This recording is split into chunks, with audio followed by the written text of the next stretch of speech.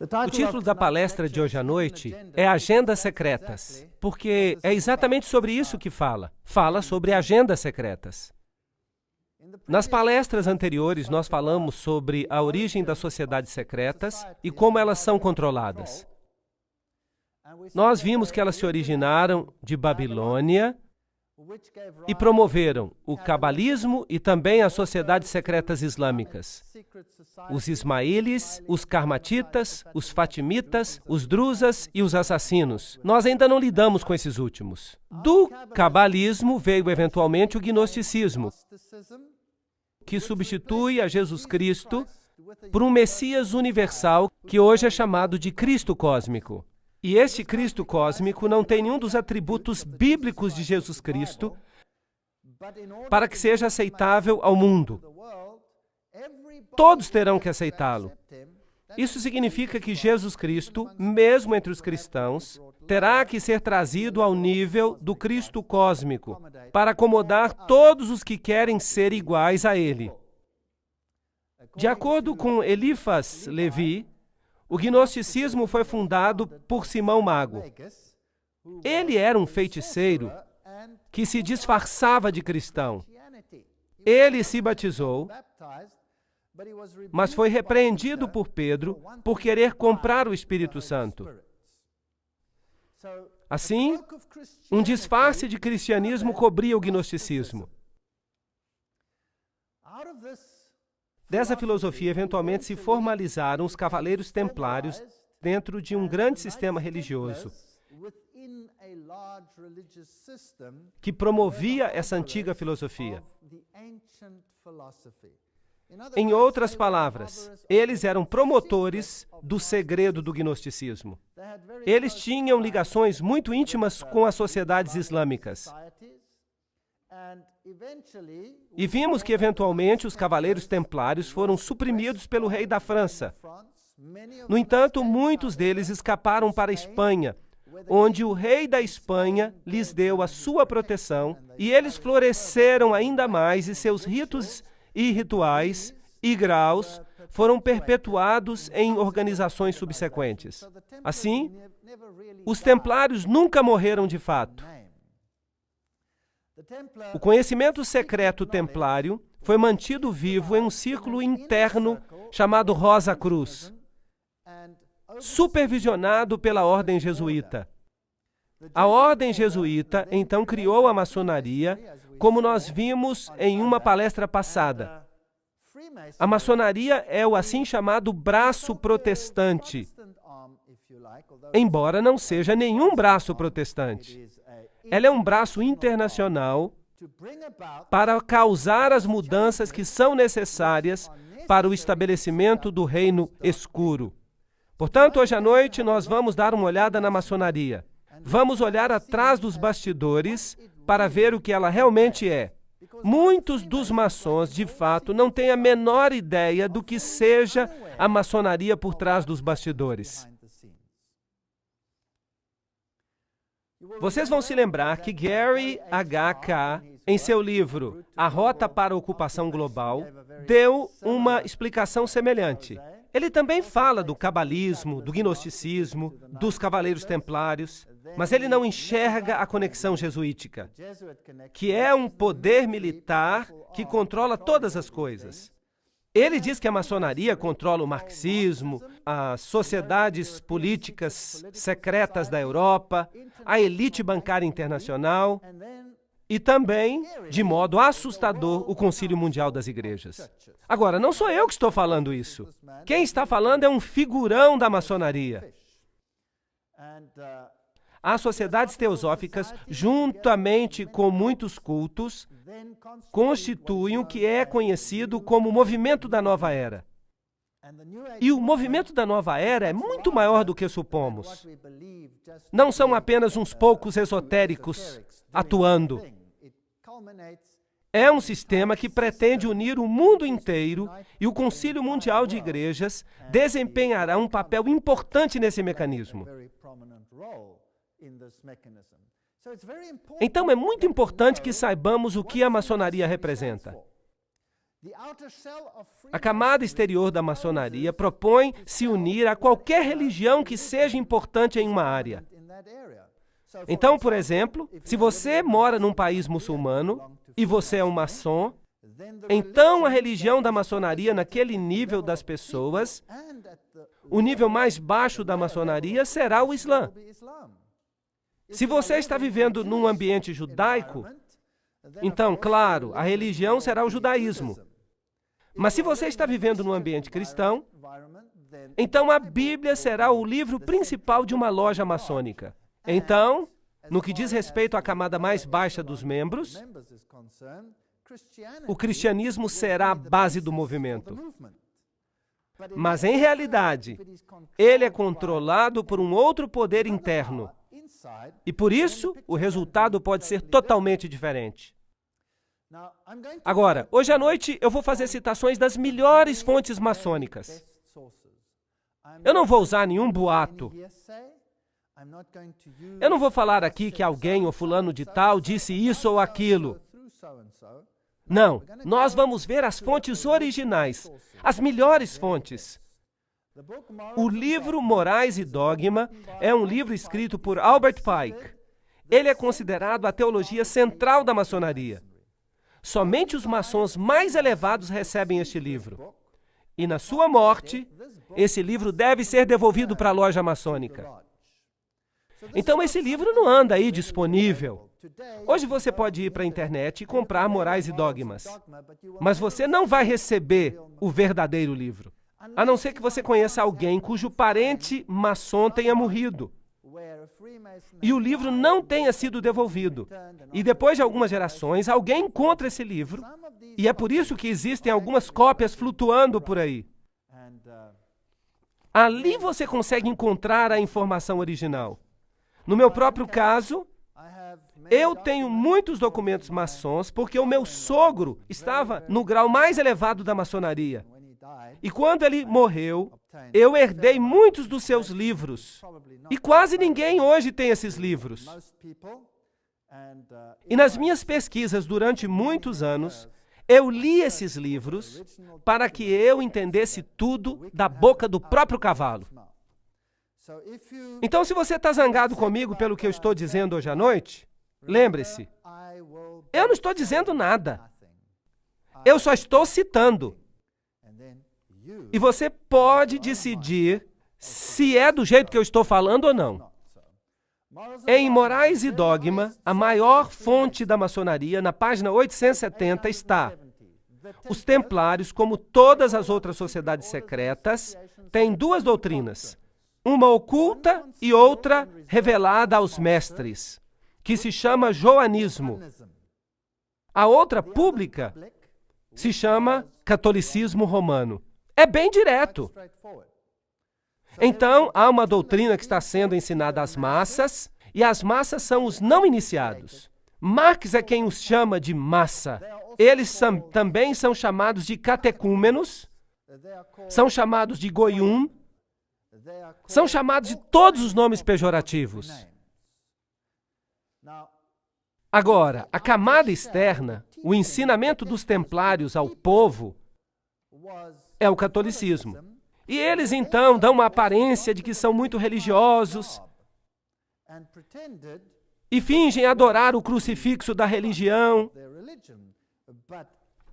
mas por dentro eles têm outra religião. A religião que se chama joanismo. Agora, nós temos muitas ordens de São João hoje em dia, muitas ordens. São grandes organizações que têm grandes catedrais de São João. E algumas coisas estranhas acontecem ali. Vocês verão à medida que eu continuar. Nós temos a peregrinação de São João, por exemplo, vocês sabem.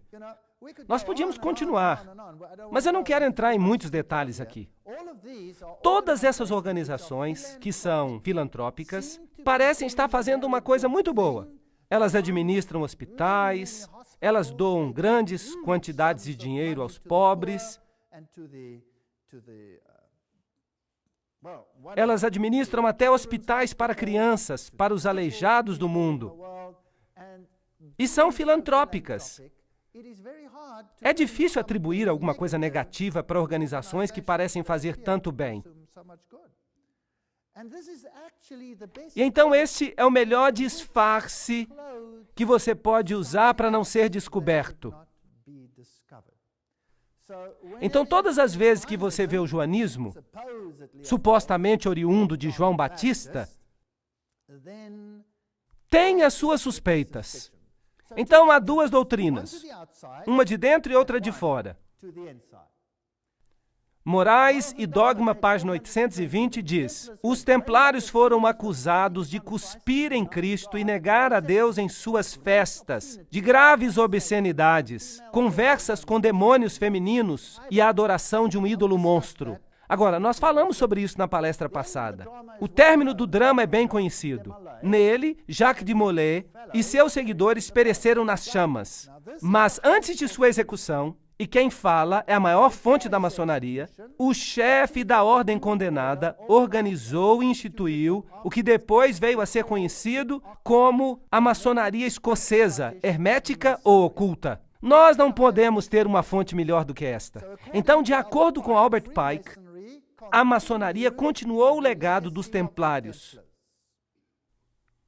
Na escuridão de sua prisão, o grande mestre criou as lojas metropolitanas, em Nápoles para o Oriente, em Edimburgo para o Ocidente, em Estocolmo para o Norte e em Paris para o Sul. As iniciais do seu nome, JBM, são encontradas na mesma ordem nos primeiros 3 degraus e são uma prova muito coerente de que, de fato, esse foi mesmo o princípio da maçonaria moderna. Então, os templários não morreram de fato. Eles estão vivos.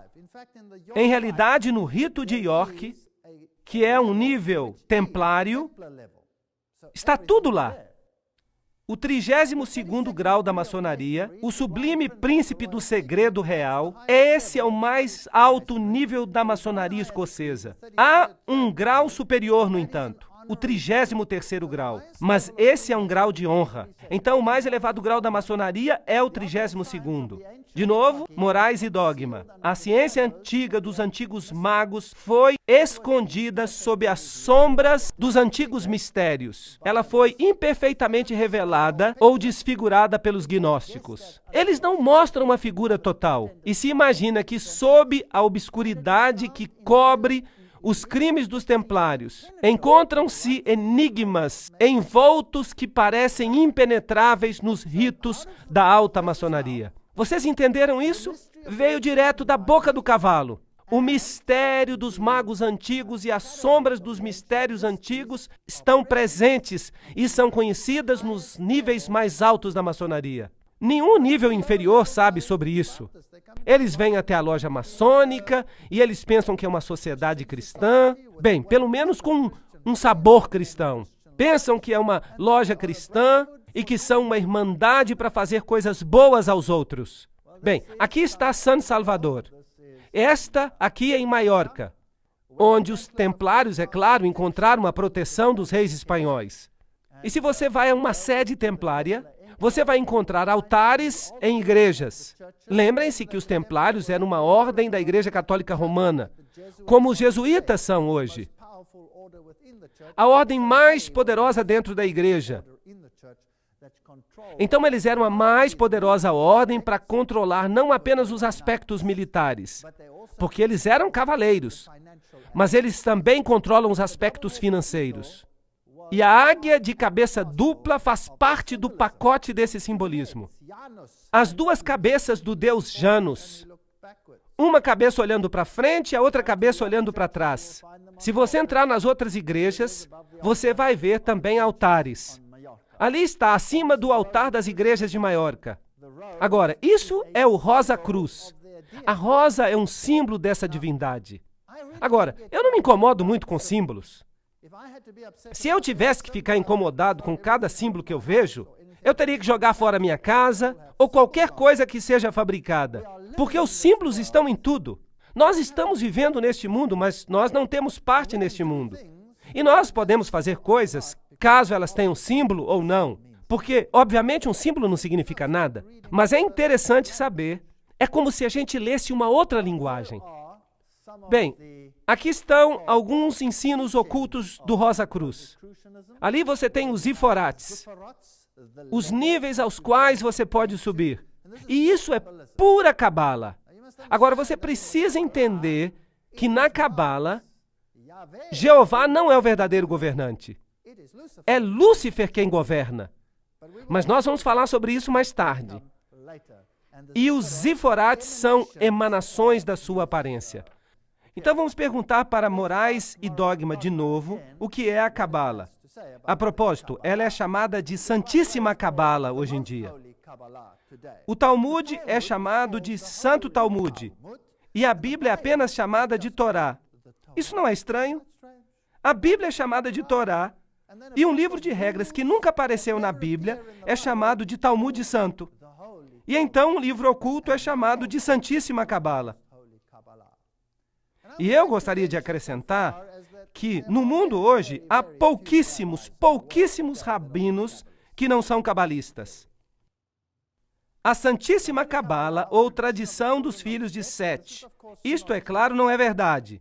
De acordo com essa doutrina, então, Sete já teria apostatado. Mas eles não chamam de apóstata, chamam-no de iniciado. Então, há uma doutrina interna para o iniciado e uma doutrina pública para os goyum, a massa, apenas para mantê-los ocupados. A tradição dos filhos de Sete foi levada da Caldeia por Abraão, ensinada ao sacerdócio egípcio por José, recuperada e purificada por Moisés, escondida sob os símbolos da Bíblia, revelada pelo Salvador a São João. Aí você tem de novo o joanismo, e foi colocada inteira sob figuras sagradas análogas àquelas da antiguidade no Apocalipse daquele apóstolo. Bem, agora vejam como eles estão virando a coisa. Abraão, José, Moisés, todos foram iniciados. Mas o que eles ensinaram ao povo foi lixo, vamos colocar dessa forma, para mantê-los felizes e para mantê-los desinformados. Mas internamente eles tinham uma outra doutrina. Agora, claro que isso não é verdadeiro, porque foi Moisés que escreveu a Torá. E tudo que eles creem se opõe à Torá. A Cabala, aquele livro, vira a Torá de cabeça para baixo, tornando-a ocultismo. As três luzes da loja maçônica são símbolos para nós do poder, sabedoria e bondade de Deus. Dos três primeiros Evirotes, as emanações dessa deidade. De acordo com a Cabala, então a Cabala desempenha um papel muito importante nessa história. Vamos continuar a ler. Toda loja maçônica é um templo da religião. Mas eles dizem que não é um templo de religião. Mas aqui, Morais e Dogma diz, é um templo de religião. E suas técnicas e instruções em assuntos religiosos é a verdadeira religião revelada a nós pelos patriarcas antigos. Perceberam como eles estão fazendo com que os patriarcas antigos sejam ocultistas para vender isso para o povo, é claro. E isso a maçonaria ensinou por muitos séculos e vai continuar ensinando por muito tempo. Vamos fazer mais perguntas e vamos pedir aos maçons que respondam. E as fontes que nós vamos usar são as melhores fontes maçônicas. Vamos pedir aos maçons que nos deem respostas que sejam apenas para os mais altos graus.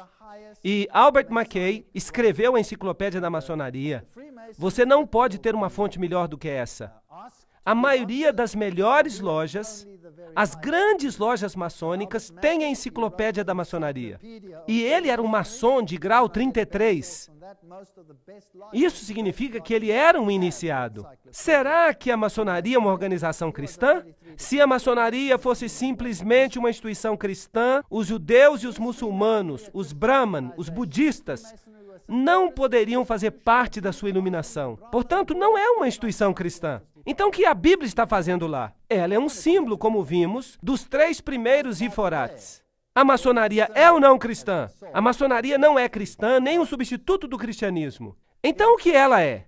De acordo com Morais e Dogma, a religião e filosofia da maçonaria é rejeitar todas as especulações inúteis do Zen da Vesta, da Cabala, dos gnósticos e das escolas. Então, em outras palavras, a Cabala é a religião da maçonaria. Mas a Cabala é usada de tal forma que as pessoas creiam de que o que eles acreditam é na Bíblia. A maçonaria é uma busca da luz. E essa busca nos leva diretamente, como você percebe, à Cabala. Naquela antiga e pouco compreendida mistura de absurdo com filosofia, o iniciado encontrará a fonte de muitas doutrinas. Todas as igrejas verdadeiramente dogmáticas, e isso inclui o budismo, o islamismo, o hinduísmo, todas elas, saíram da Cabala e retornam a ela tudo científico e grandioso nos sonhos religiosos dos Illuminati. Ou seja, os iluminados, os seguidores de Lúcifer. Jacob Boehme, Swedenborg, São Martinho e outros, tudo vem da Cabala, à qual todas as associações maçônicas devem seus segredos e seus símbolos. Bem direto. Não pode haver dúvidas a respeito disso. O verdadeiro maçom não se limita à religião. Ele não pode dizer que ele é cristão, ou muçulmano, ou judeu. Ele percebe pela divina iluminação da loja que, como maçom, sua religião deve ser universal. Cristo, Buda, Maomé, o nome significa pouca coisa, pois ele reconhece somente a luz e não quem carrega a luz. Ele adora em qualquer templo. Ele se prostra diante de qualquer altar, seja no templo, na mesquita ou na catedral, percebendo que a verdadeira compreensão é aquela que vem da verdade espiritual. Quem falou isso foi Manly Palmer Hall, em As Chaves Perdidas da Maçonaria. Vocês percebem como é que o Concílio Mundial das Igrejas entra numa coisa assim? Ele tenta unir os líderes religiosos. Será que isso está fazendo sentido agora? Será que parece familiar? Bem, vamos continuar. 5 pontos de comunhão: pé com pé, joelho com joelho, peito com peito, mão com costa e boca com ouvido. Isso é idêntico ao que é usado no rito druídico da bruxaria. E muito usado também em outros ritos, como os ritos alexandrinos e gardnerianos. Agora, Alexandria. Era ali que era guardado o conhecimento oculto. Ele foi guardado em Alexandria e em Roma. Em todos os outros lugares ele foi destruído. E nós vamos mostrar isso mais tarde. No lugar onde o cristianismo começou, ele não mais existe. É o Islã que está lá. E de Alexandria e mais tarde de Roma veio a nova religião. Passar um nome secreto ou um mantra de boca a boca é a prática mágica antiga refletida na palavra hebraica Cabala. Então, essa é uma religião secreta. Agora, então por que a Bíblia King James está sobre o altar? A maçonaria não tem nada a ver com a Bíblia. Ela não foi fundada sobre a Bíblia, pois se tivesse sido, a maçonaria seria outra coisa. Resumo de Lei Maçônica, página 207 a 209. Então por que a Bíblia está lá? Como um símbolo. Mas, e Deus? E seu Filho Jesus Cristo? A humanidade total, então, é o único Deus pessoal. Aqui, de novo, nós temos maçons elevados revelando essa informação. A humanidade. Vocês já ouviram falar no Manifesto Humanista? É o humanismo em geral, certo? Essa é uma citação fascinante de Morais e Dogma. Eu li esse livro todo, e é o livro mais grosso que eu já li na minha vida. Eu não recomendaria que ninguém o lesse. É uma monotonia. Mas vejam, a Bíblia é considerada nele uma parte indispensável da mobília de uma loja maçônica cristã. Agora, isso está em itálico no original, somente porque ela é o livro sagrado da igreja cristã. O Pentateuco hebraico, numa loja maçônica hebreia, e o Corão, numa loja muçulmana, devem estar sobre o altar. Só um deles, e mais o quadrado e o compasso, que, entendidos corretamente, são as grandes luzes pelas quais o maçom deve andar e trabalhar. Qual, então? Qual dos 3 é a grande luz? Bem, você tem 3 escolhas. Pode ser a Bíblia, pode ser o Pentateuco, pode ser o Corão. Eu não vou revelar hoje à noite, mas eu vou explicar uma coisa. A maçonaria ensina que a redenção e a salvação estão no poder e na responsabilidade do maçom individual. Salvadores como Irão Abif, eles têm um ritual chamado a ressurreição de Irão Abif. Salvadores como Irão Abif podem e vão mostrar o caminho, mas os homens devem sempre seguir e demonstrar por si próprios seu poder para se salvar, para construir seu tecido espiritual do seu próprio modo. Todo homem, em sua essência, é seu próprio Salvador e Redentor, pois se ele não conseguir se salvar, ele não será salvo. Percebem? Agora está ficando mais claro. Nós precisamos de Jesus Cristo nesse sistema? Claro que não. Um autor maçônico, Pearson, admite: a lenda maçônica permanece por si mesma, sem o apoio da história ou de qualquer outra tradição. E nós prontamente reconhecemos em Irão Abif, aquele que simbolicamente é levantado dos mortos, quando um maçom, em seu ritual, é chamado de dentro do caixão para se levantar e receber nova vida. Nós reconhecemos a Osíris dos egípcios, o Mitra dos persas, o Baco dos gregos, o Dionísio da fraternidade dos artífices e o Átis dos frígios, cuja paixão, morte e ressurreição eram celebradas por esses povos respectivamente. Assim, em outras palavras, a antiga religião, que contrafez a religião de salvação de Jesus Cristo, é a religião da maçonaria. Então, é uma velha religião pagã que tem uma nova divindade. Agora, como é que nós sabemos se eles tinham o mesmo ritual pelo qual Jesus passou? Como nós sabemos qual é o certo? A resposta é o livro de Daniel, no capítulo 8 e 9, que dão o momento preciso quando o Messias nasceria e as circunstâncias. E é por isso que os judeus colocaram uma maldição em qualquer um que entender as 70 semanas. Porque então você descobriria quem é o verdadeiro Messias. Por isso, nenhum desses se qualifica para Messias, porque nenhum desses foi predito na Bíblia. Assim, se nós olhamos ao seu simbolismo, nós vamos descobri-lo lá. Vocês verão o obelisco, que é um símbolo do órgão masculino de Osíris, que se perdeu e foi disseminado. E Ísis o juntou e construiu a parte que faltava. Mas não vamos entrar em muitos detalhes agora. Ela acabou ficando grávida e deu à luz a Horus. E aqui nós temos o egípcio. Percebe-se aqui a Torá, os 10 mandamentos. Vejam os candelabros. Vejam as pirâmides. Este é o culto egípcio. Vejam a adoração do sol. Tudo isso no seu simbolismo. Aqui está o ritual da ressurreição de Irão Abif. E aqui está o livro, a história da maçonaria. Notem o símbolo na parte de cima. O olho que tudo vê, que é também o símbolo dos jesuítas. Lembram-se na palestra anterior que nós mostramos que a ordem jesuíta criou a maçonaria? Escreveu os seus rituais e lhes deu as citações. Tudo o que foi feito. Vocês podem olhar isso na palestra anterior. E é por isso que eu não vou repetir isso. Aqui está o simbolismo que eles usavam. Vamos olhar alguns deles. Assim, esses símbolos passaram a ter 2 significados.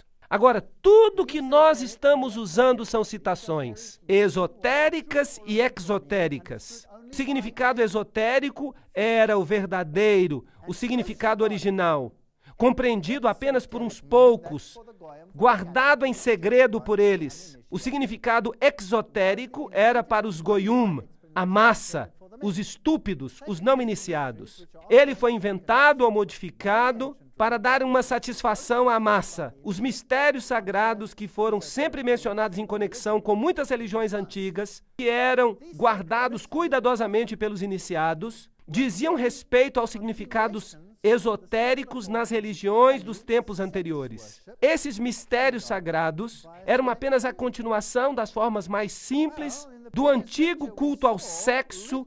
Na palestra anterior, nós vimos rituais nos quais as pessoas andavam nuas nas florestas.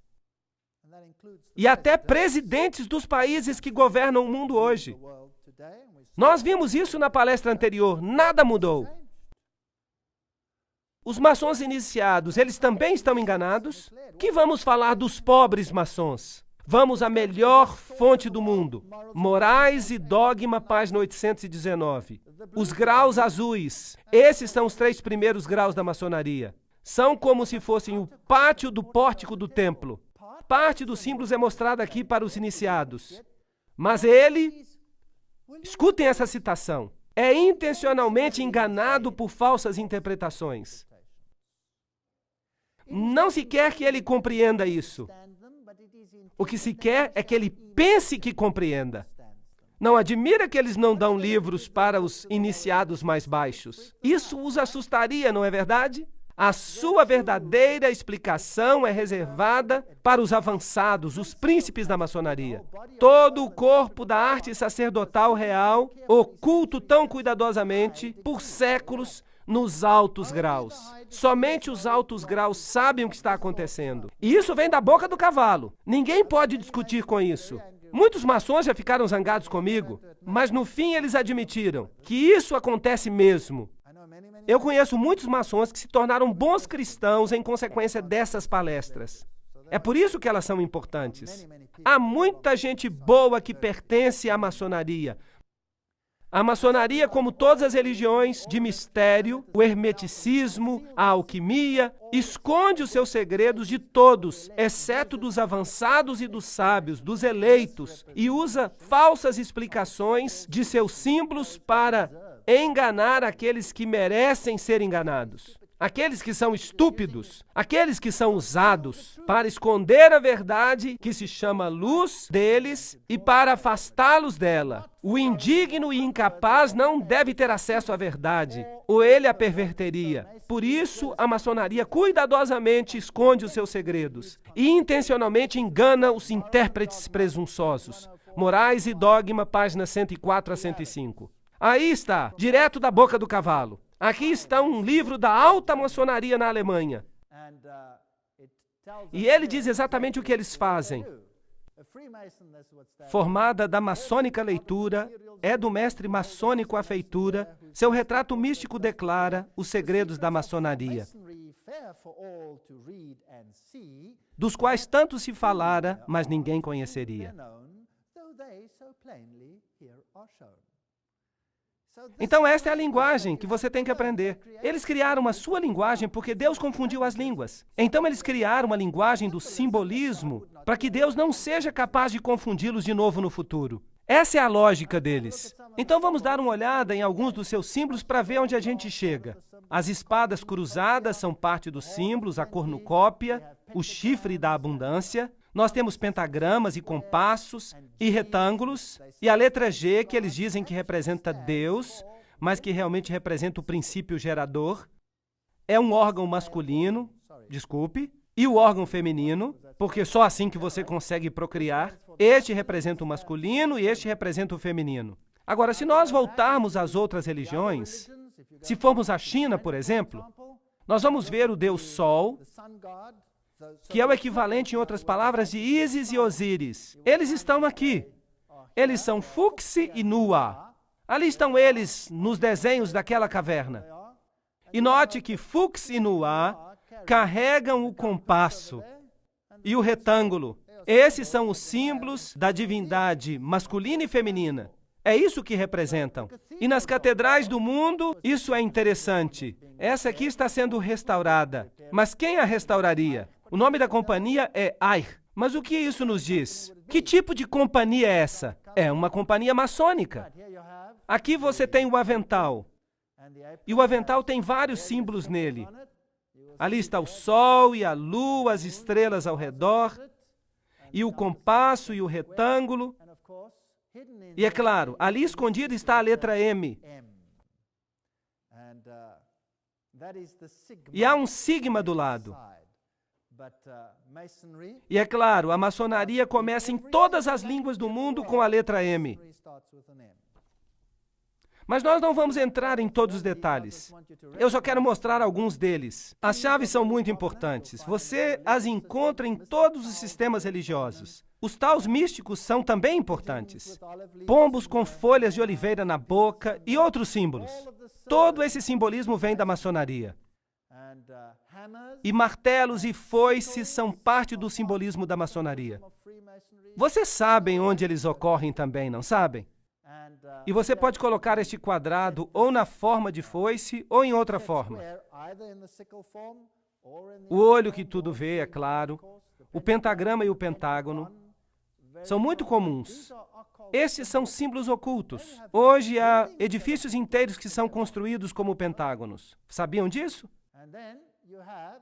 E então você tem, é claro, a figura do Joanita, São João, assim chamado, que realmente é um símbolo de outra coisa. E há o X, e então a cruz. O que você notou na cruz? É uma cruz de cabeça para baixo, símbolo da vitória sobre Jesus Cristo.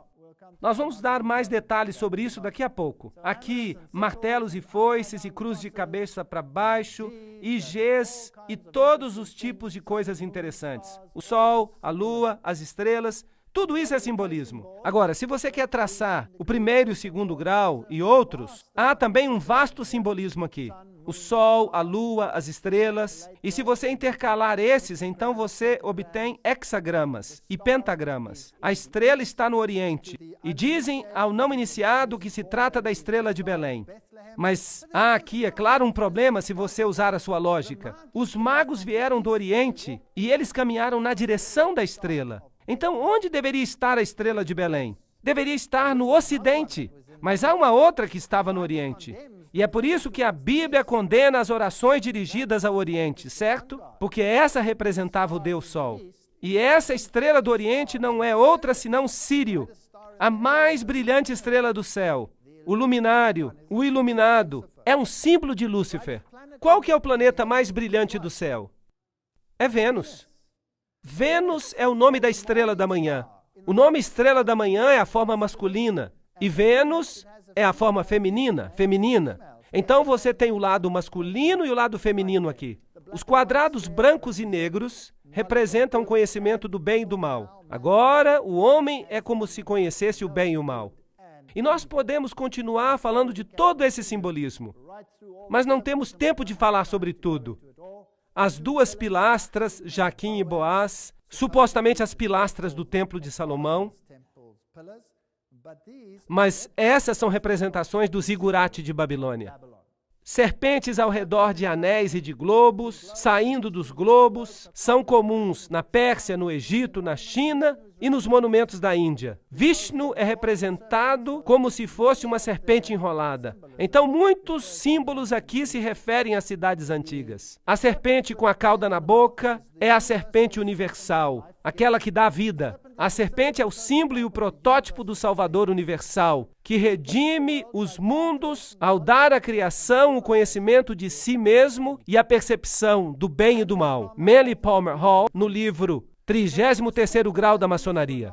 Então é a serpente que lhe dá o conhecimento do bem e do mal. E é ela que foi deificada. Vejam aqui as caveiras e os bebês representando vida e morte. Ciclos de vida e morte. Trata-se da reencarnação. Aponta para frente e para trás. Às vezes são metade branco e metade preto, representando o conhecimento da luz e o conhecimento das trevas. E quer você adore o lado claro ou o lado escuro, isso não faz a menor diferença. É por isso que é interessante que os adoradores do lado da luz são conhecidos como luciferinos. E os do lado escuro são conhecidos como bruxas, magos e satanistas. E eles são todos amigos, porque seu Deus é o mesmo. Não importa que veículo você use para conhecê-lo, é o mesmo Deus. As chaves cósmicas, a resposta ao céu e ao inferno, os símbolos pagãos religiosos são também comuns na maçonaria. Atena, Terra, Ceres, Hermes, que é o símbolo muito comum usado também pelos jesuítas nas catedrais, que tem o símbolo de Hermes. E é claro, a maçonaria diz que os seus ritos são herméticos. Hermes, filho de Mes, filho de Cão, lá do princípio. Mas nós não temos tempo para falar dos detalhes.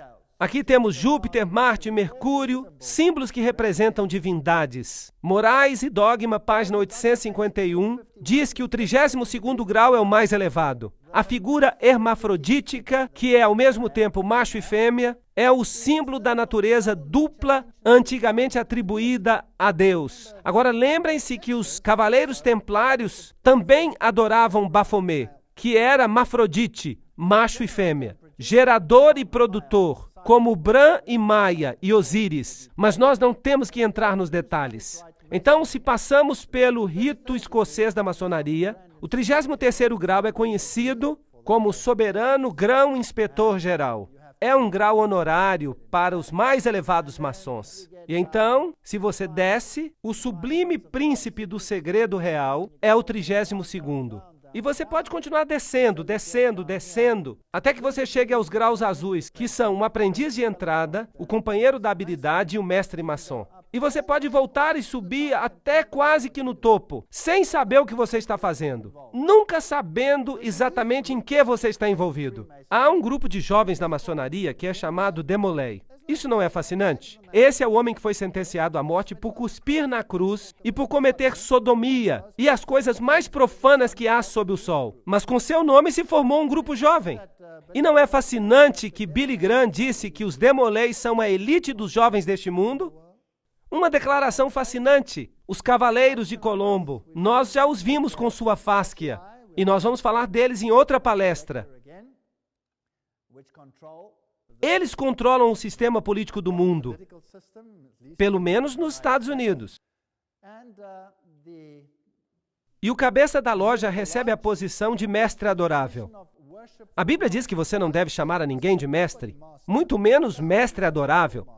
Isso viola o primeiro mandamento. A sede do Conselho Supremo, do rito escocês da maçonaria, jurisdição sul, nos Estados Unidos. É isso que está escrito na frente. Você tem a esfinge com as serpentes do lado, e esta é conhecida como a Casa do Templo. Fica do lado leste da Rua 16 Noroeste, entre as ruas R e S, em Washington, Distrito Federal. É aqui que os altos maçons se encontram. Todo o gabinete dos Estados Unidos se encontra aqui. Quer sejam democratas ou republicanos, não faz diferença. É aqui que as decisões são tomadas. Este é um livro chamado O Engano Fatal, escrito por um homem, James D. Shaw. Ele foi iniciado no mais alto grau, o 33º grau, mas ele saiu da maçonaria. Na cerimônia do 33º grau de iniciação, o juramento é selado, bebendo vinho dentro de um crânio humano. Que este vinho que eu agora bebo se torne um veneno mortal para mim, como o suco de cicuta que Sócrates bebeu. Se algum dia, voluntariamente ou não, violar esse voto, e um membro vestido de esqueleto coloca seus braços ao redor do candidato que então fala, e que esses braços frios me envolvam para sempre, se eu voluntariamente ou não violar esse voto. Aqui temos outros símbolos da maçonaria. Aqui estão os assim chamados símbolos secretos. E se você olhar para eles, vai perceber que alguns deles são muito interessantes. Se você já pensou que os Vs têm alguma coisa a ver com Volkswagen, eu sugiro que você pense de novo. Aqui estão dois Vs, um dentro do outro. Representam a união de dois deuses. E se você já pensou que isto aqui é o coração da Grã-Bretanha, então você deve saber que a Grã-Bretanha não passa de um país controlado pelos maçons. E também a sua religião, como nós veremos. Todos esses são símbolos. O aquário, por exemplo. E se você pensava que essa era a estrela de Davi, então pergunte a si mesmo por que antes da maçonaria essa não era a estrela de Davi. E esses símbolos aqui, claro, muito comuns, mas não temos tempo de entrar em detalhes. E se você vê êxtase e tabletes de mandrágora sendo distribuídos entre os jovens, eles também têm esses símbolos neles. Você acha que esse símbolo aqui era da Mitsubishi? Eu acho que eles ficariam muito zangados se eles soubessem que você está pensando que eles estão distribuindo mandrágoras e êxtase. E aqui você tem este símbolo, este V com W. Este W que é como se fossem dois Vs abraçados um ao outro. Esses são símbolos ocultistas. Em outras palavras, são drogas distribuídas por uma organização que usa os símbolos da sua religião. E se você achava que esse coral do Papa era patrocinado pela Volkswagen, é melhor pensar de novo. Esse símbolo significa outra coisa. Essas crianças inocentes estão carregando o símbolo de Lúcifer. E aqui está o simbolismo de Aleister Crowley. Veja que é muito semelhante. Você tem o pentagrama e todos os símbolos aqui. O G. Perceba que é basicamente a mesma estrutura. Você pode sentir isso. E então você tem o pentagrama, e você pode ter desse outro jeito, e você pode ter daquele jeito ali, dependendo do que você queira. Esse aqui é o bode de Mendes, o lado escuro. Infelizmente, o lado feminino. E aqui está a representação masculina. Vamos perguntar ao dicionário de misticismo o que é que significa o pentagrama. É considerado pelos ocultistas como o meio mais potente de invocar os espíritos. Quando uma única ponta da estrela aponta para cima, é considerado como um sinal do bem e significa que está chamando espíritos benignos. Quando o único ponto aponta para baixo e um par de pontos fica por cima, é um sinal do mal e é usado para invocar os poderes das trevas. É interessante que este símbolo é, claro, usado em toda parte do mundo, inclusive na maioria das bandeiras. Vamos perguntar a outra fonte, a Enciclopédia da Maçonaria. Os maçons dos Estados Unidos têm, por acordo tácito, se referido a ele, o pentagrama, como símbolo das 5 pontas da comunhão. Os contornos da estrela de 5 pontas são os mesmos que aqueles do pentalfa ou Pitágoras. Na ciência da mágica, o pentalfa é chamado de pentagrama misterioso e sagrado. O pentagrama na estrela dos magos. Então, isto é ocultismo. Você tem masculino e feminino, bem e mal, Adão, Cádmo, todos esses símbolos. O homem divino. E agora nós chegamos ao ponto onde nós vamos começar a revelar o que eles são de fato. E que Deus nos ajude, enquanto continuamos nesta estrada, a descobrir qual de fato é a agenda secreta da maçonaria.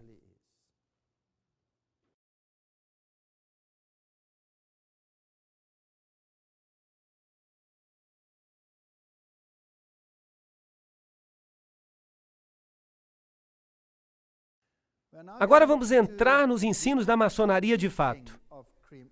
Nós olhamos apenas a estrutura básica. Leiam essa declaração. É muito mais importante que os homens tentem se tornar Cristos do que crer que Jesus era Cristo. Que citação direta!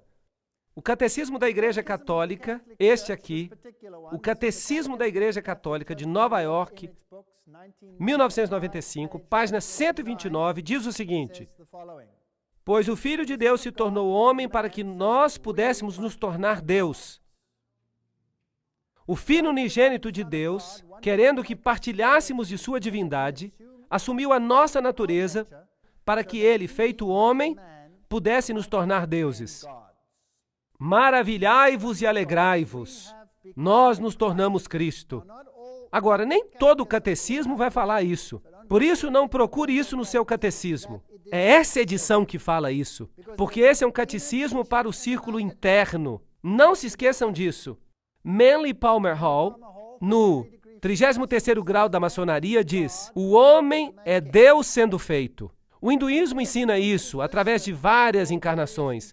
E o budismo ensina isso, que eventualmente, através do nirvana, você se torna um com a divindade. Um outro escritor maçônico escreve: aquietai-vos e sabei que eu sou Deus, que eu sou Deus. O reconhecimento final de que tudo está em tudo, a unidade do eu com o cosmos, a percepção da divindade do eu. Então isso é o oposto do que a Bíblia ensina no começo. O pecado levaria à morte, mas a serpente disse: certamente não morrereis, sereis semelhantes a Deus. Então esta é a linguagem da serpente, não é a linguagem de Deus. Aqui está Lúcifer ensinando, não é Deus que está ensinando. O homem perfeito é Cristo e Cristo é Deus. Esta é a primogenitura e o destino de toda a alma humana. J.D. Buck, Maçonaria Mística. Note esse simbolismo de novo. Você pode tirar o hexagrama dele.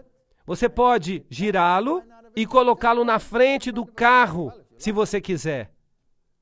Um triângulo com uma ponta para baixo representa a divindade, é chamada de o triângulo da divindade, ou o triângulo da água. Com uma ponta para cima é chamado o triângulo da terra, o triângulo da pirâmide, ou o triângulo do fogo. E este emblema simboliza o homem divino e perfeito.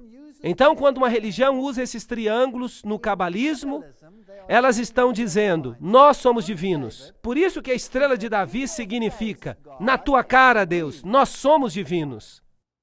Esta é uma declaração terrível que eu estou fazendo aqui hoje à noite. Esta é uma declaração terrível.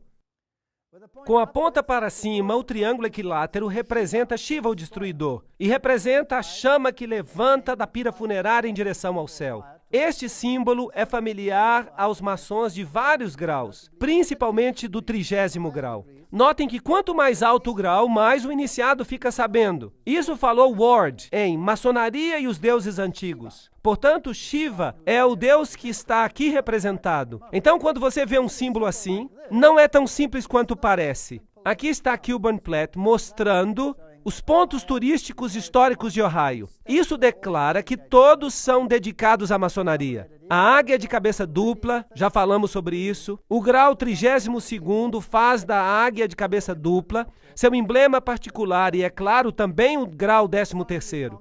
Neste símbolo venceremos, está escrito aqui. A cruz maltesa, também a coroa com a cruz nela, são símbolos maçônicos. E você descobrirá este símbolo em muitas igrejas, especialmente em igrejas pentecostais. Então você tem vários graus de comaçonaria. Por exemplo, este é o símbolo usado pela Ordem da Estrela Oriental, que é uma maçonaria feminina, mas ela é administrada por maçons homens. A maçonaria é geralmente uma irmandade branca, mas comaçonarias acomodam membros negros e mulheres.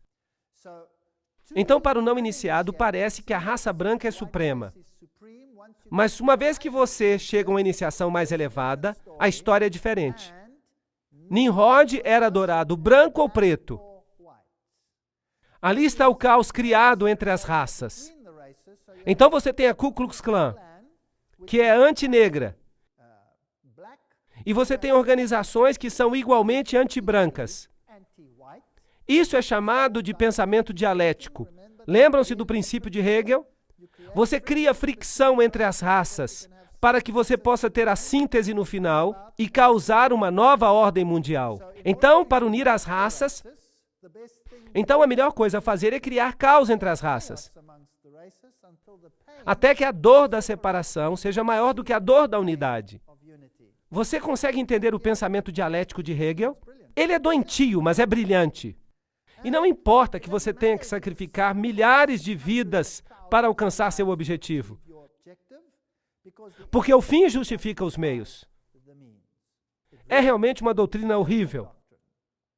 Então, se você vai até uma comaçonaria, este é o símbolo da comaçonaria. Será que os seus símbolos, palavras e expressões são também encontradas no ocultismo? Sim, claro que são. São usados na Aurora de Ouro e em outras sociedades, como já falamos. Aqui está a Ordem da Estrela Oriental. Aqui está o seu centro principal, a sede mundial, também conhecida como Templo Internacional. Ela fica em Washington, Distrito Federal. Esta aqui é a maçonaria da Sala do Príncipe. Esta é a maçonaria negra. Geralmente, nem os próprios maçons conhecem todas essas suborganizações. Mas quando você sobe nos escalões da maçonaria da Sala do Príncipe, então você se encontra com os Cavaleiros Templários lá em cima. Os Cavaleiros Templários. E isso lhes diz algo. Eles realmente usam esses nomes. Esses estão aqui. Esta é a sua própria página. Isso aqui não é nada premeditado. E os indivíduos mais altos no mundo negro, por exemplo, são maçons da Sala do Príncipe. Querem que eu mencione um nome? Nelson Mandela, se você está interessado. É assim que se parecem. Então não existe uma coisa como uma irmandade branca. Mas cada um desses grupos não recebe a informação individual. Estes são os níveis. Estes são os níveis da maçonaria e você pode preenchê-los. Os níveis de fato variam de acordo com a fonte. Esta aqui é a revelada por Ayn Rand, que era a namorada de Philip Rothschild. Ela cometeu suicídio. O humanismo é o nível mais baixo. São os maçons que não têm aventais. A YMCA, todo o movimento dos escoteiros, etc. Eles formam parte de organizações maçônicas. O Rotary, o Lions. O Lions, por exemplo, trata-se de Janus, o deus de duas cabeças. São todos símbolos. E essas são as boas organizações que parecem fazer coisas boas. Os maçons azuis, que são os maçons de João, fiquem com medo quando vocês ouvirem esse nome. O rito de York, o rito escocês, o comunismo, o B'nai B'rith, a maçonaria judaica, o Conselho dos 500, o Conselho dos 33. O Conselho dos 500 é também conhecido como Bilderbergers, o Concílio dos 13 e o mais alto nível que nós vimos, no qual o papado está envolvido. Porque os jesuítas controlam todos eles. Aqui está o Papa à frente dos escoteiros mirins. E essa é a organização oficial, a fachada para as outras organizações. E ninguém sabe nada disso, então não os acuse. Mas olhem o simbolismo e você vai encontrar o simbolismo maçom lá. Vocês percebem? Há mulheres maçons que são muito importantes, claro. Helena Petrovna Blavatsky, fundadora da Sociedade Teosófica, Annie Besant, Alice A. Bailey, e Alice A. Bailey com seu marido, Foster. Ele era um maçom de 32º grau e parte de uma comaçonaria. Eles começaram uma companhia conhecida como a Ordem de Lúcifer, mas depois eles mudaram para a Ordem da Luz. Esta é Helena Petrovna Blavatsky. Esta aqui é Alice A. Bailey. E esses aqui foram aqueles que escreveram O Segredo das Doutrinas Secretas. Claro que para alcançar os graus mais elevados, eles precisam ser homens. Por isso, Annie Besant é chamada de Irmão Annie Besant, maçom de 33º grau. O mesmo acontece com os egípcios. Se uma mulher se torna faraó, então ela tem que ser homem. Por isso, Hatshepsut, por exemplo, aparece com uma barba, porque ela se torna um homem honorário. Você não pode ser reencarnação do Deus Sol se você é uma mulher. Então, a comaçonaria, Annie Besant e todos esses maçons de alta ordem, Alice A. Bailey, suma sacerdotisa do movimento da Nova Era, eles receberam mensagens de um tibetano conhecido como Djwhal Khul. Em seus escritos, você vai encontrar os símbolos maçônicos, é claro. E estes aqui são seus escritos. Blavatsky escreveu uma coisa chamada Isis Revelada, a Doutrina Secreta e todos esses livros místicos maçons. E é virtualmente impossível você consegui-los, embora hoje em dia já seja mais fácil. Agora eu vou levar vocês para uma das maiores lojas maçônicas do mundo. Ela acabou virando um museu. Ela fica em Guthrie, em Oklahoma. Vamos entrar. Vejam ali as suásticas. Eles vão dizer que as suásticas estão viradas. Sim, talvez seja, mas isso não tem importância, porque de um jeito elas representam o aspecto feminino e do outro jeito elas representam o aspecto masculino. Então não faz diferença. Você vai encontrar o símbolo do Deus Sol Ra, você vai encontrar os olhos que tudo veem, e você vai ver esta estátua. Ela pode ser homem ou mulher. Não faz diferença. A essa altura você já sabe disso. Ela tem o dedo na boca. E eles vão te dizer que isso é para pedir segredo, para não revelar os segredos, para ficar quieto na loja.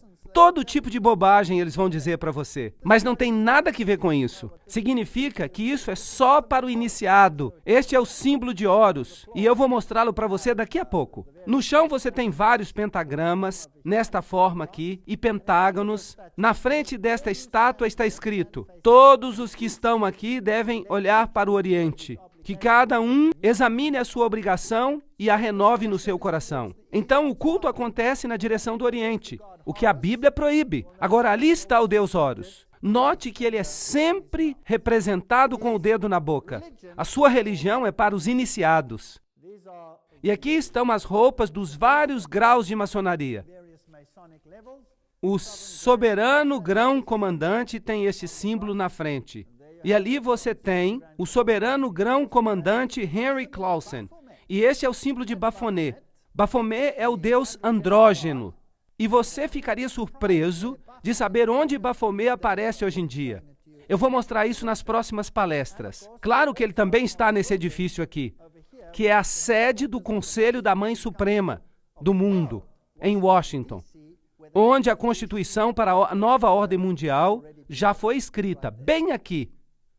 Esse aqui é Baphomet, e esse é o simbolismo usado também por Alice A. Crowley. Na loja você vai ver IHS. Eu já mostrei que esse é o simbolismo da ordem jesuítica. Isis, Horus e Sete. Esta janela de vidro fumê fica clara durante o dia e fica escura à noite. Uma técnica muito especial. E se você sabe que Osíris foi adorado como preto e como branco, então isso explica essa história. Há aqui uma sala egípcia com todo o simbolismo que vai com ela. Também tem uma sala assíria, porque ela representa todas as religiões antigas. Esta aqui é a estátua de Albert Pike. É chamada de Loja Albert Pike, número 162. Estudar e buscar interpretar corretamente os símbolos do universo é a obra do sábio e do filósofo. Decifrar a escrita de Deus, Albert Pike disse. Agora, aqui está o livro Morais e Dogma. Eu escaneei para que as pessoas não pensem que eu estou falando fofoca. Elas precisam ver que eu tenho o livro. E toda citação que eu faço vem diretamente dele. No rito escocês, a coroa e o cetro simbolizam o domínio do homem sobre si mesmo. Nós somos deuses. Nós não precisamos de ninguém que nos ensine o que fazer. A história do pensamento do homem é a única história que vale a pena estudar. Não se preocupe com as outras, elas estão na biblioteca. Eu fotografei este aqui para mostrar que a história da maçonaria e a enciclopédia da maçonaria são livros genuínos. A revista da Nova Era foi substituída pela revista do rito escocês. E aqui está um símbolo do qual nós já falamos antes. Somente no próprio homem ele pode encontrar a felicidade duradoura. Nós somos nosso próprio Salvador. E de novo nesta loja, Jacques de Molay é honrado. Aqui o Rosa Cruz, a cruz na rosa. Quem realmente sofreu foi Osíris, não Jesus Cristo. E ali você tem o tal místico e o outro simbolismo com o leão de asas, símbolo de Babilônia. E aqui você tem a águia de cabeça dupla, na sua forma original preto e branco, representando as duas deidades. Esta é a cornucópia. O que ela significa? Ela é um símbolo de muitas organizações políticas. É o símbolo da organização que expandiu e usou o apartheid, pois é um símbolo do Partido Nacional na África do Sul. Essas coisas são interessantes, mas o que significam? Vamos perguntar o significado da cornucópia. A cornucópia, ou chifre da abundância, era um duplo simbolismo sexual. O chifre era masculino e a parte de dentro era feminina. O fruto de dentro simbolizava a produtividade da mulher. É um símbolo sexual da união de Ísis e Serape. Agora, quando você olha para esses deuses, lembre-se que Horus, Ísis, é ela que fica perto da serpente. E no catolicismo, Maria que fica perto da serpente. E também Dionísio como criança, tudo é a mesma coisa. Esses deuses vêm no hexagrama e no hexágono, etc. Eles aparecem no quadrado. Este é o deus Harpócrates, se você prefere, ou Horus. Ali está a cornucópia na mão dele, mas o dedo está quebrado, o dedo que fica na boca, como sempre. Aqui está uma outra loja maçônica, dentro você vê o mesmo simbolismo. Você tem os sinais de Yin e Yang, lá no teto. Esta é a sala azul. Há somente 3 luzes na loja, porque o norte é o lugar da escuridão. Agora, se você conhece a Bíblia, você sabe que o norte é onde fica o trono de Deus. Será que o norte pode ser a fonte da escuridão? É porque tudo aqui fica de cabeça para baixo. E as várias salas usadas pelo rito escocês e pelo rito de York, etc.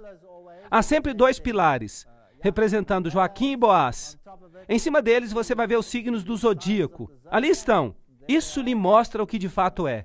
A astrologia é uma ciência que exige o respeito do estudioso, apesar de sua designação como uma arte negra. É, de certo modo, uma ciência da reflexão, uma ciência oculta.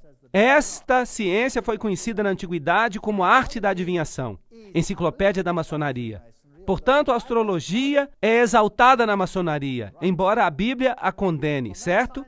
Dessa ciência, muitos dos nossos principais emblemas são tomados. A própria loja é uma representação do mundo. Ela é enfeitada com imagens do Sol, da Lua e das estrelas. Nós podemos estudar todos esses símbolos astrológicos e vamos descobrir que representam a adoração fálica, uma parte importante dos mistérios.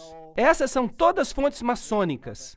A sala vermelha, as cerimônias de iniciação da maçonaria, elas são idênticas a que Loyola apresentou ao Papa. Então, elas vêm diretamente dos rituais jesuíticos. E a pompa e a grandeza da loja você vai encontrar representada nos parlamentos do mundo todo.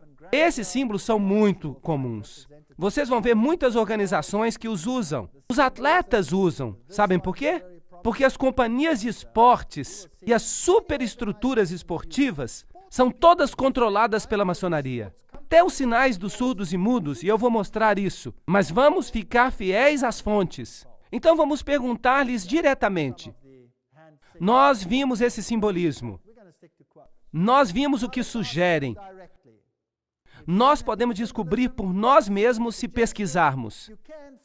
Mas a maioria das pessoas não faz isso. Então vamos perguntar a um maçom de grau bem elevado. Diga-nos diretamente, o que você adora? Qual é o Deus da maçonaria? O que é mais absurdo e mais ímpio do que atribuir o nome de Lúcifer ao diabo? Isto é, ao mal personificado. O Lúcifer intelectual é um espírito de inteligência e amor. É o Paráclitos, o advogado. Não é interessante? É o Espírito Santo. O Lúcifer físico é o grande anjo do magnetismo universal. Portanto, para eles, Lúcifer é o Espírito Santo. Lúcifer é o Paráclitos. Ele é o advogado. A Bíblia diz que nós temos um advogado e esse é Jesus Cristo. Lúcifer representa vida, pensamento, progresso, civilização, liberdade, independência. Lúcifer é o Logos, a palavra, a serpente, o Salvador. Isso está na doutrina secreta de Helena Petrovna Blavatsky, páginas 171, 225, 255 do volume 2. Eu tenho esse livro em casa. Se você não quer crer, eu posso lhe enviar uma Xerox. Este é Satanás, que é o Deus de nosso planeta, o único Deus. Essas são citações bem diretas. Não há como fugir delas. Vamos a Albert Pike diretamente. Maçom de 33º grau. Lúcifer é o portador de luz. Nome estranho e misterioso para se dar ao espírito das trevas. Lúcifer é o filho da manhã. É ele quem carrega a luz. E com seu esplendor intolerável, ele cega as almas fracas, sensuais e egoístas. Não duvide disso. Então quem é o Deus da maçonaria? Lúcifer. Albert Pike, em Morais e Dogma, diz: o diabo é a personificação do ateísmo, da idolatria. Para os iniciados, ele não é uma pessoa, mas uma força. Vocês se lembram da frase que a força esteja com você?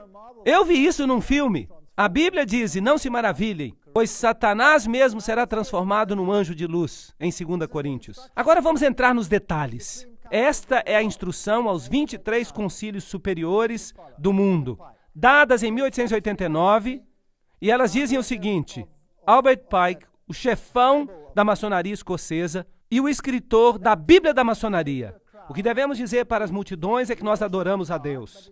A vocês, soberanos grãos inspetores gerais, anotem esta citação. Eu vou falar mais devagar aqui. A vocês, soberanos grãos inspetores gerais, nós dizemos isso para que vocês possam repeti-lo aos irmãos do 32º, 31º e 30º graus. Notem que ele diz possam. Ele não diz que eles devem fazê-lo. Ele diz que vocês podem ao 32º, 31º e 30º graus. A religião maçônica deveria ser, para todos nós iniciados dos graus mais altos, mantida na pureza da doutrina de Lúcifer. Se Lúcifer não fosse Deus, será que Adonai, o outro Deus, que chamam de Jesus, cujas obras se provam cruéis, pérfidas e cheias de ódio para os homens, será que ele teria trazido o dilúvio e destruído Sodoma e Gomorra, aquela ótima cidadezinha que parece com São Francisco?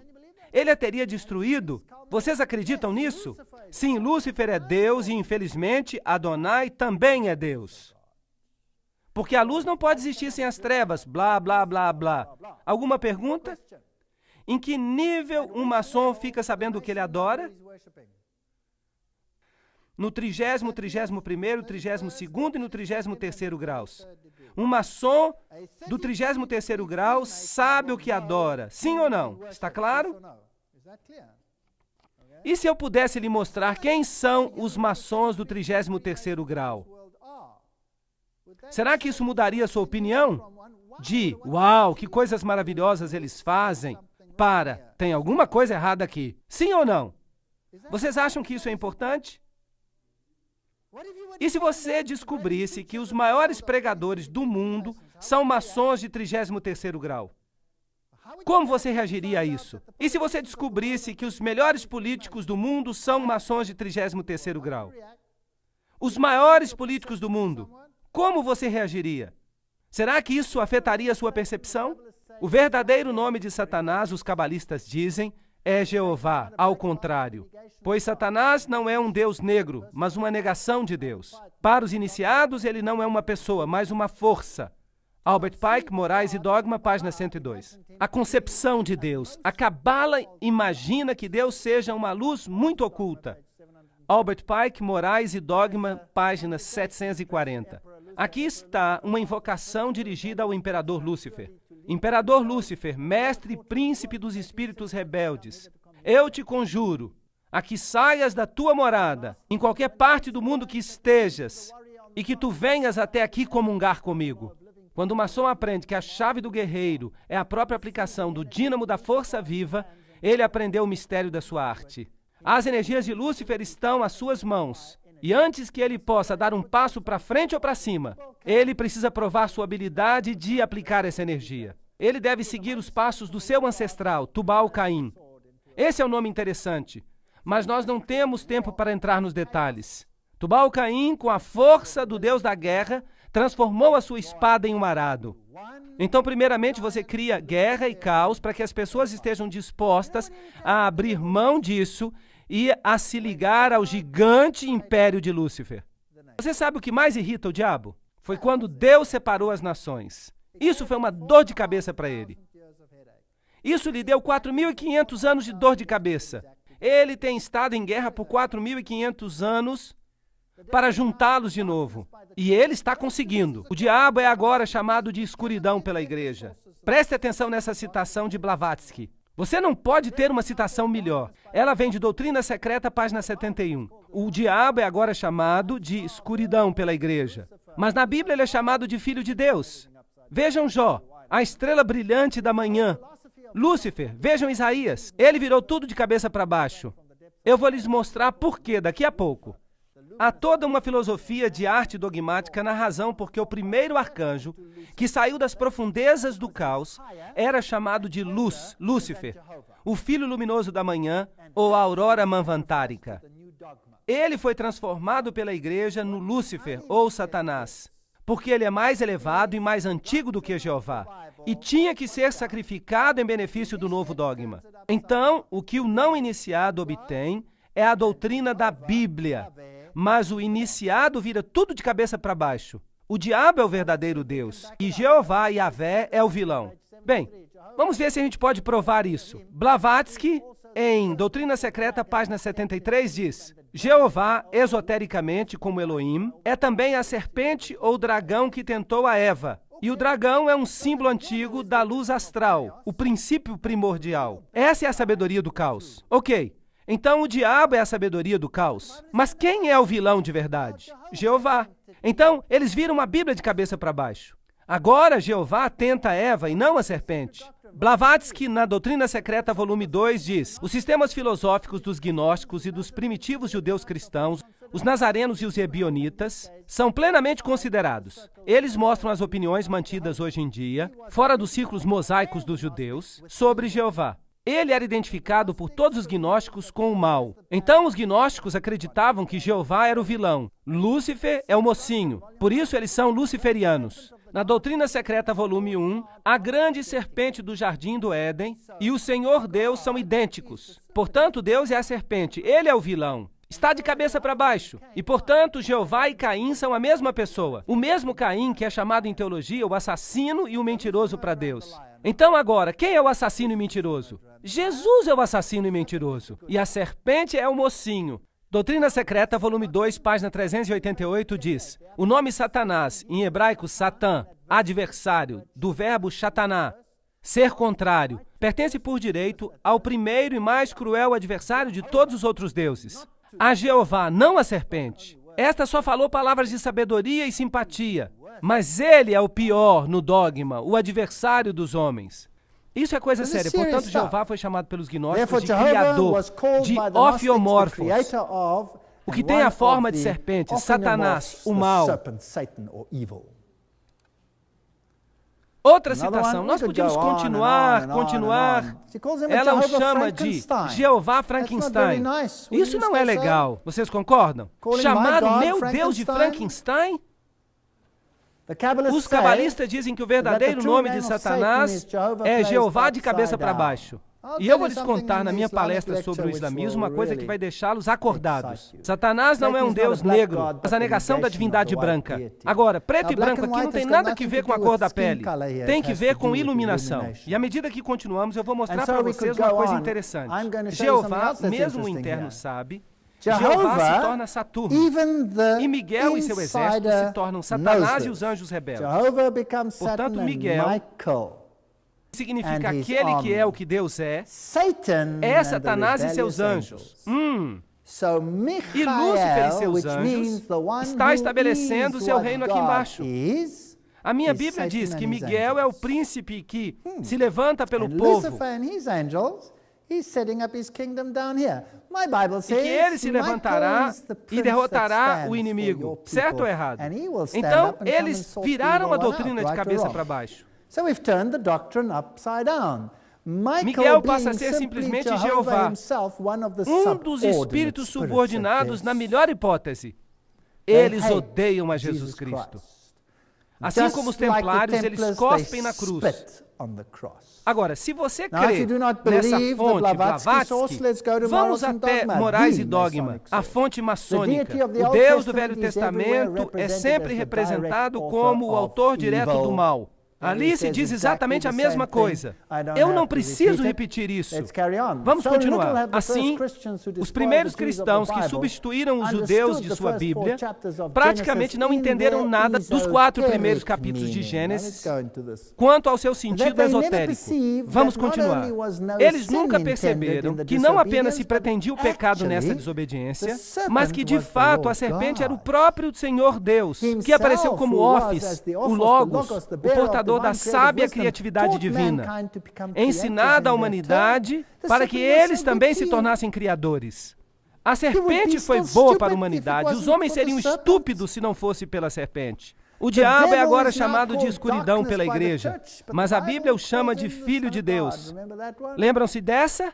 Então não admira, Manly Palmer Hall, 33º grau de maçom, diz: eu solenemente prometo ao grande espírito lucífago, príncipe dos demônios, que todo ano eu lhe trarei uma alma humana para que ele faça com ela o que lhe agradar. Vocês acham que eles ainda têm sacrifícios humanos? E em troca disso, Lucífago promete conceder-me os tesouros da terra e encher o meu coração dos meus desejos enquanto eu estiver vivo. Manly Palmer Hall, você pode ficar com Lúcifer. Eu prefiro Jesus Cristo e a vida eterna. Este é o logotipo oficial da Ordem do Templo do Oriente. Nós não precisamos ver todos os detalhes aqui. Então, a quem eles permitem saber a verdade sobre a maçonaria? Nós precisamos criar um super rito. Por favor, prestem atenção. Que permanecerá desconhecido, ao qual convidaremos aqueles maçons da Ordem Superior, de grau 30 ou superior, a quem nós escolheremos. Com respeito aos nossos irmãos da maçonaria, esses homens devem prometer que respeitarão o segredo mais estrito. Através deste rito supremo, governaremos toda a maçonaria, que se tornará uma espécie de centro internacional e que será ainda mais poderoso porque o seu endereço será desconhecido. Esta foi uma carta de Pike ao chefe da ordem dos Illuminati, Giuseppe Mazzini. Então, quem governa o mundo? Um super rito. George Bush se refere a eles como sendo os 1000 pontos de luz, os iluminados. Não é à toa que eles usam essa terminologia. Então, criaremos 3 guerras mundiais. Aqui está uma citação, eu não vou falar sobre ela detalhadamente, mas eu farei uma palestra depois chamada Revoluções, Ditadores e Guerras. E então falarei sobre isso. Então nós vamos ver uma coisa bem assustadora. Ordo ab caos é o seu lema. Isso significa a ordem que vem do caos. O símbolo que eles usam é a fênix levantando-se das cinzas.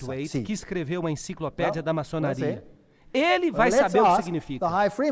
Arthur Edward Waite diz, com respeito à maçonaria, Babel, claro, representava uma empresa maçônica. É bem conhecido que a Torre de Babel é uma das tradições mais antigas da maçonaria. Aí está. Eu não disse nada hoje. Notem bem. Cada declaração que eu fiz foi substanciada com as mais elevadas fontes. Então, por favor, não digam que eu estou apresentando coisas que são divisivas. Se você está chateado, entre em contato com eles, não comigo. Não fui eu que falei, eles disseram. Cada declaração feita. No livro das perguntas maçônicas, faz-se a indagação. Quem era Nimrod? A resposta é, ele era o filho de Cush. Nas velhas constituições, ele é chamado de um dos fundadores da maçonaria. Eu pensava que ele era um guerreiro diante do Senhor, contra o Senhor. Nas Escrituras, ele é o arquiteto de muitas cidades. No manuscrito de York, nós encontramos, ao construir a Torre de Babel, houve um construtor, um maçom, muito estimado. E Nimrod era um maçom, um construtor, e protegia os construtores. Então, o maçom nada mais é do que o depositário de um conhecimento oculto, que se preocupa com obras boas, mas eles manipulam os membros e os usam maliciosamente para parecerem nobres. Mas essas pessoas são de fato ímpias até o último grau. O autor maçônico Kenneth H. Mackenzie nos diz que Hermes também era um dos fundadores da maçonaria. Hermes.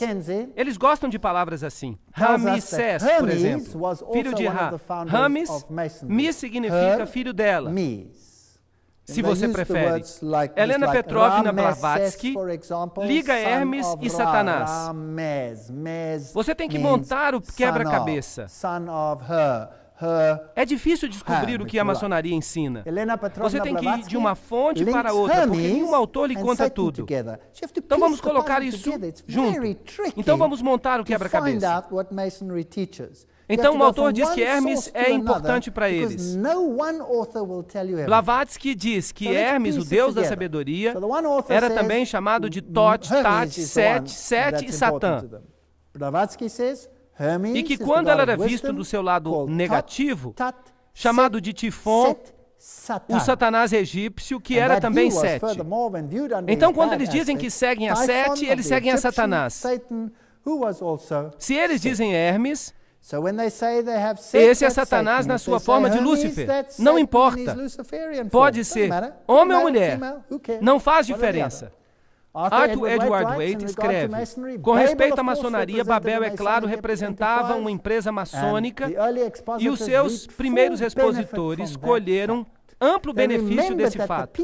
Eles se lembraram que as pessoas só tinham uma língua e que viajavam do Oriente para o Ocidente, como esses que se provaram mestres maçons. Quando eles alcançaram um lugar de habitação na terra de Shinar, é dito que eles habitaram ali, sendo os primeiros a receber o nome de maçons. Foi ali que eles construíram a sua grande torre de confusão. Do mal vem o bem. Aham! Então Deus era mau quando ele confundiu as línguas. Mas eles fizeram com que o bem acontecesse. Vocês entenderam? E o jeito de conseguir isso é através do caos, através da destruição. Use as pessoas como se elas fossem munição. Mate-as. Faça o que você quiser. Faça com que a dor da separação seja tão grande que eles implorarão por unidade. Vocês estão entendendo? Agora, quem são esses? Espera aí, isso é outra palestra. Eu não vou fugir do assunto. Foi ali que construíram a sua alta torre de confusão. A confusão de línguas deu origem à antiga prática dos maçons conversarem por meio de símbolos. Assim, se a sua língua está confusa, você tem que usar símbolos. O simbolismo é uma linguagem maçônica. Hoje as pessoas me falam, mas os símbolos estão por toda parte. E daí? O que é que isso quer dizer? Quem está no controle em toda parte? Os druidas da Bretanha e da Gália tinham um conhecimento profundo com respeito aos mistérios de Ísis e a adoravam sob o símbolo da lua. A lua foi escolhida para representar Ísis porque a lua domina a água. Os druidas consideram o sol como o pai e a lua como a mãe de todas as coisas. Ensinamentos secretos das eras. Assim, os druidas são aqueles que controlam a Grã-Bretanha. Winston Churchill pertencia à ordem druídica da maçonaria. Ele era um maçom de 33º grau. Eu tirei uma foto do avental dele, em caso que alguém não creia nisso. E assim nós começamos a lidar com os pedacinhos da história. Quando você entra numa loja da Inglaterra, você tem que cruzar o pentagrama. E se você olhar para cima, você vê essa estátua em cima. É um escudo e uma insígnia de patente. Vocês estão vendo? Vamos ampliar. Aí está. Insígnia, insígnia, insígnia. O mesmo símbolo que aparece em alguns carros hoje. Só para deixar vocês interessados. E é claro, você tem mais simbolismo aqui e você tem até a Arca do Concerto. Porque ele quer que isso represente o Santíssimo. Mas vejam os pés dos querubins cobridores. São pés de bode. Isso é satanismo. É por isso que na maçonaria você tem que montar em bodes.